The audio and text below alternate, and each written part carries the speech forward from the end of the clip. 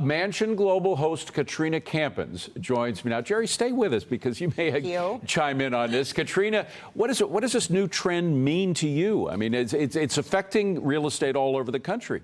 Jerry and I always have a good time discussing real estate together. And, you know, while I'm a huge proponent of home ownership, I do understand why people are choosing this route, right? It's very convenient. And I see this so much in Florida now, where you have these amazing amenities and you don't have to pay property taxes. You don't have the issues of, maintenance like Jerry was describing. And then insurance has become a huge issue in Florida. It's crazy, but I myself am paying more in insurance and property taxes in my properties in Florida than, the properties that I have mortgages in. So it doesn't make sense to be a landlord in many parts of Florida. So a lot of builders, what they're doing is they're converting these buildings into these luxurious stays. And also, it's important to note that when you get older, it's really important to have a sense of community. And there's been so many studies that prove that you live 50% longer if you're actually around other people. Yes. And absolutely. I'm a lone wolf, but I have to remember that when I get older,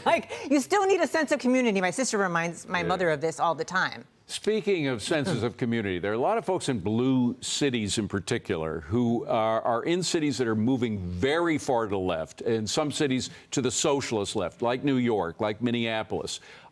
Folks who have invested a lot of money in property in these cities are thinking, I got to get out because it's only going to get worse. Have you seen any of this going on? When we heard about mamdani here in, New York, the amount of inquiries to listings in Florida just skyrocketed. You saw an uptick.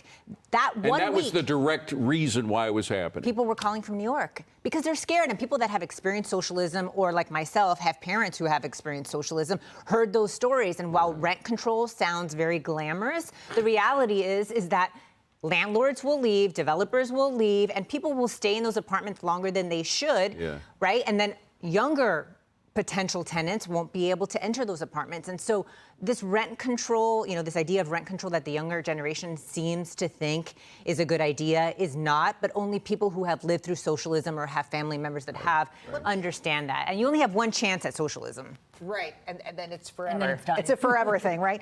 When you talk about, socialism and housing, remember, it's a store of value when you buy a house. That's the way the economists used to refer to home ownership. You build that equity over time. You don't build it by having rent control. That does not work. I want to point out one other number I found in doing the research for this story.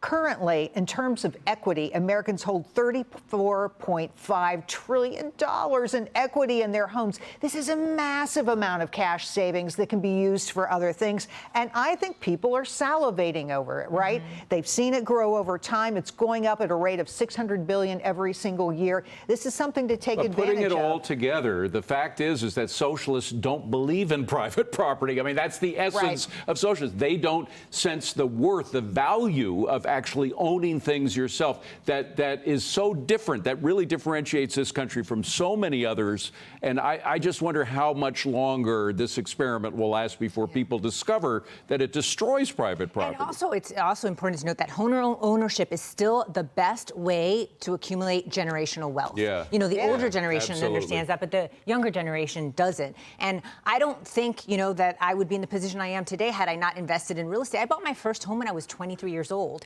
Buying a home was my goal. But now, the first-time homeowners are 38. It's almost impossible with these interest rates. It's very difficult now. Katrina, and Jerry, ownership is a good thing. Yes. Katrina, it sure is. Private property is a good thing, not a bad thing.